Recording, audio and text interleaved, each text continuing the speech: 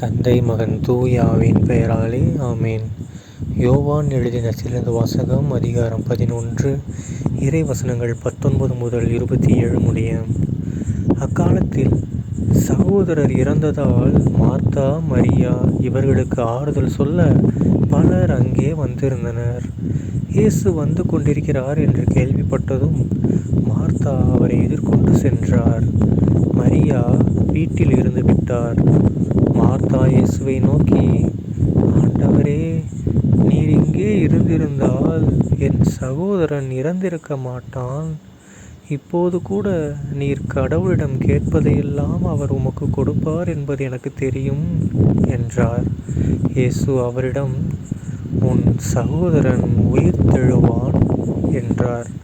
Martha அவரிடம், இறுதி நாள் உயிர்த்தெழுதலின் போது அவனும் உயிர்த்தெழுவான் என்பது எனக்கு தெரியும் என்றார். இயேசு அவரிடம், உயிர்த்தெழுதலும் வாழ்வும் நானே. என்னிடம் நம்பிக்கை கொள்பவர் இறப்பினும் வாழ்வார். உயிரோடு இருக்கும்போது என்னிடம் நம்பிக்கை கொள்ளும் எவரும் என்றுமே சாக மாட்டார். இதை நீ நம்புகிறாயா என்று கேட்டார்.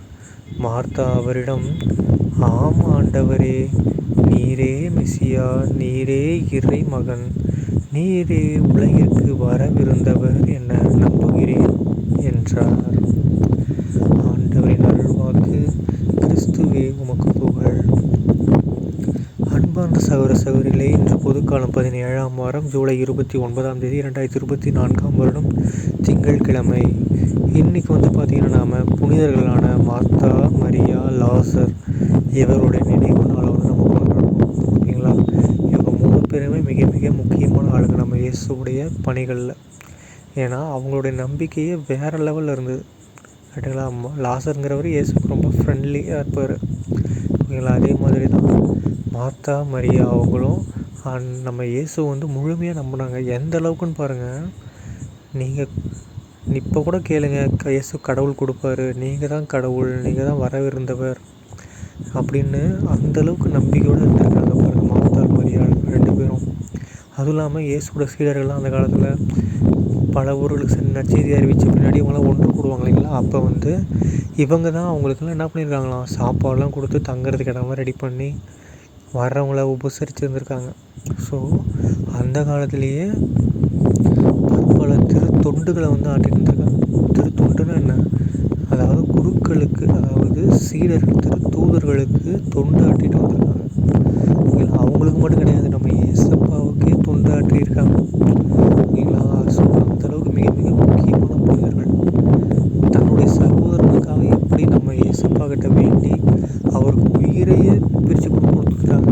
ஓகேங்களா? அதாவது இறந்த ஒருத்தரை உயிரோடு எழுப்ப வைக்கிற அளவுக்கு வேண்டியிருக்கிறாங்க இயேசப்பா கிட்ட. ஸோ நம்மளும் அந்தளவுக்கு பவர் உள்ள இவங்கள்ட்ட நம்ம வேண்டுறோம் அப்படின்னா இவங்க நமக்காக இயேசப்பா கிட்ட பரிந்து பேசி நமக்கும் சில வரங்களை பெற்று தருவாங்க. நாமளும் நம்ம வாழ்க்கையில் எவ்வளோ விஷயங்களை இழந்திருப்போம். கரெக்டுங்களா? செல்வம், காசு பொண்ணு இழந்திருக்க வாய்ப்பிருக்கும். குழந்தைகள், பெற்றோர்கள், கணவன், மனைவி, சகோதர சகோதரிகள், உற்றார் உறவினர்கள், நண்பர்கள், இன்னும் எவ்வளோ வேலைகள், என்னென்னமோ இழந்திருக்க வாய்ப்பு இருக்குது. கரெக்டுங்களா?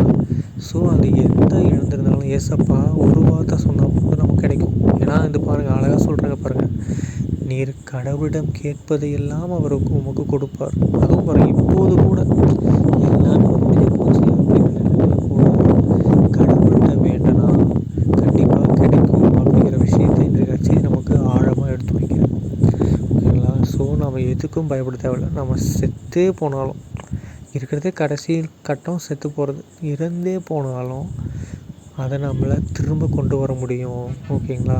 ஸோ இயேசு கிறிஸ்து நினைச்சாரு நம்ம முடியும். அது மட்டும் இல்லாமல் இதை பாருங்கள், அதாவது உயிரோடு இருக்கும்போது இயேசு கிறிஸ்துவ நம்பிக்கை வச்சோம்னா அவங்க எப்பயுமே சாக மாட்டாங்க. ஓகேங்களா? ஸோ நம்ம எல்லோரும் என்ன பண்ணுவோம், நம்பிக்கையோடு இருப்போம். இறந்தாலும் வாழ்வோம், அப்போ தான் நமக்கு மோட்சம் கிடைக்கும். ஸோ இப்போ எல்லாருமே உயிர் வாழ்கிறாங்க, எல்லாருமே ஒரு நாள் சாக போகிறாங்க. ஆனால் அவங்கெல்லாம் ஒரு சில பேர்லாம் நம்பிக்கை இருக்காது, விண்ணகம்லாம் இருக்காது, மோட்ச நேரம்லாம் எனக்கு கிடையாதா, வாழ்கிற வாழ்க்கையை சந்தோஷம் வாழ்ந்துட்டு போயிடலான்ட்டு நினைப்பாங்க. ஆனால் அந்த மாதிரி ஆளுகளுக்கெல்லாம் கண்டிப்பாக என்ன கிடையாது, வாய்ப்பே இல்லை. என்னிடம் நம்பிக்கை கொள்பவர் இறப்பினும் வாழ்வார்னு சொல்லிட்டார். நான் சொல்லலை, ஏசப்பா சொல்லிட்டார். அவருடைய வார்த்தையாலவே சொல்லிட்டார். ஏன்னா வார்த்தைக்கு எவ்வளோ பவர் இருக்குன்னு உங்களுக்கே தெரியும். ஒரே வார்த்தையால் சூரியன் உலகமே உண்டானுச்சு. ஸோ அப்படிப்பட்ட வார்த்தையான கடவுள் நமக்கு சொன்ன வார்த்தை என்னது, என்னிடம் நம்பிக்கை கொள்பவர் இறப்பினும் வாழ்வார். ஸோ நம்ம இறந்தாலும் விண்ணகத்தில் போய் வாழணும் அப்படின்னா கண்டிப்பாக இயேசு கிறிஸ்து மீது நம்பிக்கை வைத்தே ஆகணும். ஓகேங்களா? இது வரைக்கும் நீங்கள் எப்படி இருந்தாலும் சரி விட்டுருங்க. இனிமேலாவது ஒழுங்காக நம்பிக்கை வைங்க. ஏன்னா நம்மளாம் விண்ணகத்தில் சந்திக்கணும். ஓகேங்களா? தந்தை மகன் தூயாவின் பெயராலே ஆமேன். இயேசுவுக்கே புகழ், இயேசுவுக்கே நன்றி. மரியே வாழ்க, இயேசுவின் ரத்தம் ஜெயம். அல்லேலூயா, பிரைஸ் தி லார்ட்.